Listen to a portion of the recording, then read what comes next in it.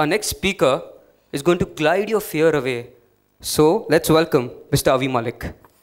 I don't know, actually, I'm myself full of a lot of fear at the moment. But seeing Manoj paint, that was very heartwarming. I feel these are angels in human forms, telling us what is possible, changing our perspective of the possible. That's really beautiful. Big hand for Manoj, please.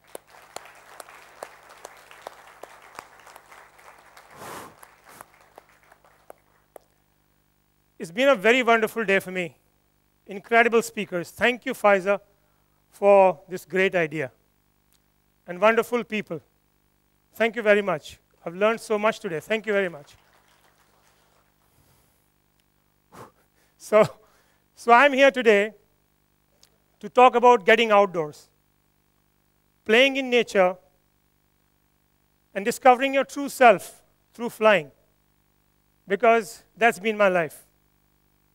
And this year, I complete 25 years of flying. Thank you, you're beautiful. So I started as a young boy flying sailplanes in the National Defense Academy. And then I moved on to the Air Force Academy, where I flew single jet trainers. And then moved on to a fighter squadron flying supersonic fighter jets, the MiG-21.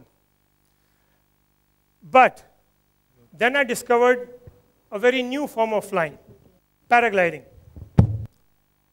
And a very more natural form of flying. No engine, no fuel, no sound. Just riding on Mother Nature's breath, with breeze on your face and birds for friends. And going back to when I first started paragliding, I used to climb high mountains and just take off and fly for hours. But there is one flight that is so clearly etched in my heart that actually changed the whole course of my life, that actually made me decide to start to teach flying. So imagine this. I'm flying at 14,000 feet in the Himalayas, all by myself, with the whole sky as my playground. There are beautiful clouds all around, and there are Sahyadri, the Dholadhar ranges on my right, and they are covered with dark clouds. And just beyond them are the snow-capped peaks with golden light shining on them. And there's sun rays falling through the clouds. And there's a beautiful rainbow in the valley. So vivid, so sharp colors. It was incredible to believe it was there like that. And then from the clouds, there are snowflakes falling in slow motion towards me. And I'm amazed.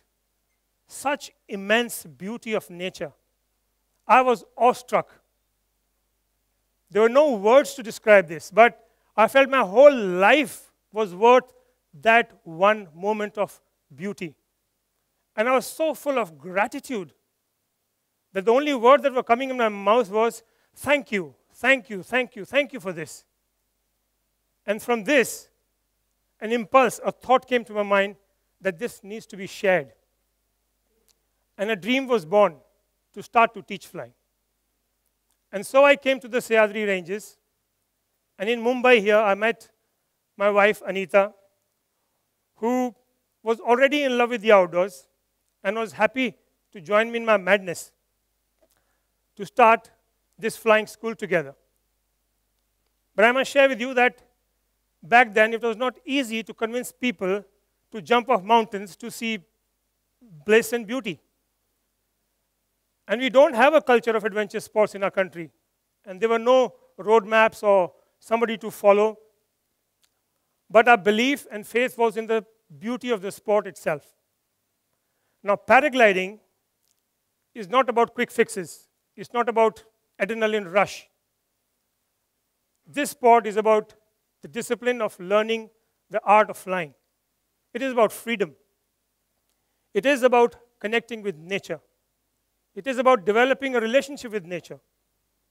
And I feel that this is what we are lacking in our lives today, a connection with nature. We do look at nature. We appreciate nature very aesthetically, but we're not really intimate with nature. We're not in touch with our true self. But how do we do this? we get outdoors. So we take our student pilots who come to learn to fly on country roads. We go to the mountains. We come to our flying site at Kamshet, which is by a lakeside, very beautiful. And we teach them how to inflate the wings, play with the wind, and learn how to use the wind to take off, and learn how to land safely. And then we are standing on the mountain, closely observing the ripples on the water to see which way the wind is blowing. We look at the trees, which are swaying in the wind, telling us how strong or weak the wind is. And the birds in the skies, who are rising in the rising air, telling us where to find the lift today. And the clouds, their color, their shape, their size, tells us what to expect in the sky today. And this is how we connect to nature. And then the moment of play. You're ready for your first solo flight. Your heart is beating fast. You're nervous. You're afraid. But there is also an excitement to get in the air for the very first time in your life. Your instructor says, pre-flight checks are done, it looks beautiful, off you go. And you gather up your courage, and you gather your guts, and you take this one step. And then you're airborne, and the magic of flight begins. You're rising in the air, comfortably sitting in your harness, with the security of your glider on top of your head. And you look around. The mountains come alive. And you look at this beautiful landscape below your feet. And you feel complete. You feel wow. You feel in perfect harmony. And you're in the present moment. You're not worried about your past. You're not worrying about your future. None of the pettiness of the mind is troubling you. You're tasting freedom. You feel free. And for us, as teachers of flight, there's nothing more wonderful than to see a student pilots landing after their first solo flight. They're so full of joy. There's delight on their faces. They're jumping. Some of them are in tears. They can't believe they did this. They discovered something very beautiful about themselves. And some of them can't believe that they have actually fulfilled a long-cherished dream. And I myself discovered courage in one such flight. I was flying high as a kite with clouds around, and there was a lot of turbulence. And I was struggling to keep my glider over my head, you know. And it was collapsing, and I was reinflating it, and fear was beginning to grip me. And then suddenly I see two little birds, swallows, just diving and playing in the sky without a care. And all my fear disappeared. I was back to my normal self. I was confident again, and I was smiling and easily able to deal with the situation. So this is what nature shows us, you know, these qualities of courage, of conviction, of fearlessness, of humility, of playfulness. These are already there in us. These are the perfume of our true self, and nature reveals it to us so easily, if only we are just open. So I'm going to share 3 quick stories, remarkable stories of passion, of courage, and of true heroism. So a very dear friend, Vistas Kharas, came to learn paragliding about 3-4 years back. And he was so in love with paragliding, he found his passion. And just 2 weeks back, he did his first 100-kilometer cross-country flight in the Himalayas, all by himself. And imagine, there's no engine.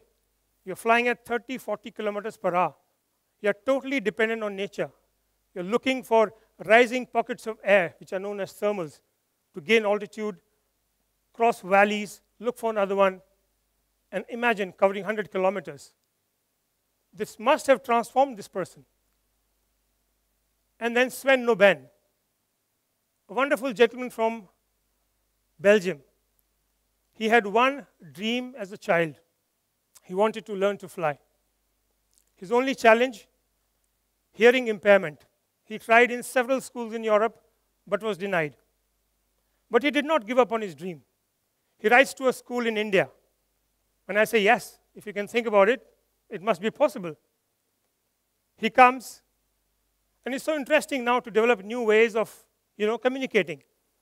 So I take my iPad to the flying site, and I used to draw the flight plan for him. We used colorful placards to show him the direction.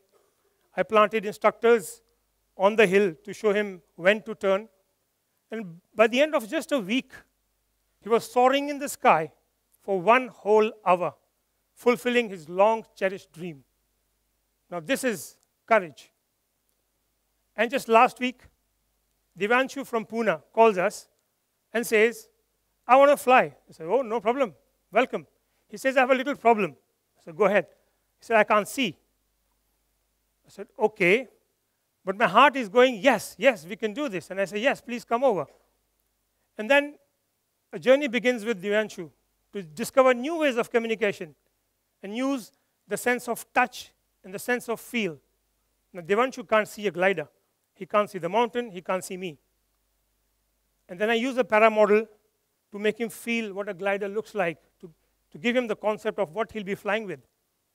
And then I use a simulator to make him familiarize himself with the controls as to how he'll be turning. And then I take him on an instructional 2-seater flight to actually make him feel how he's going to be by himself in the sky.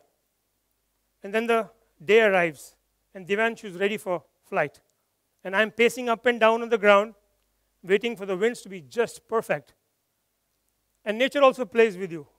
There are no winds. And we are waiting, and we are waiting. And Inta says, they're going to come. I said, okay.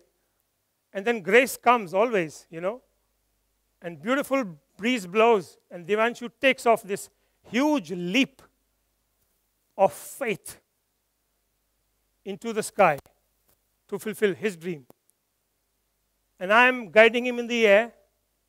He glides down. He goes to about 600 feet. He's up there for about 3 to 5 minutes and does a beautiful landing. And he's so full of joy. And he tells us, for the past 15 years, I've never felt so free. And this is the victory of human spirit. And we all can relate to these moments, which are special moments in our lives. When we climb a huge mountain, and we stand on top of it and look at the valley below and feel, wow, this is me. Or when we are standing under a waterfall, feeling the joy. Or how a skier would feel skiing down a perfectly powdery slope. Or how a surfer would feel on a perfect wave.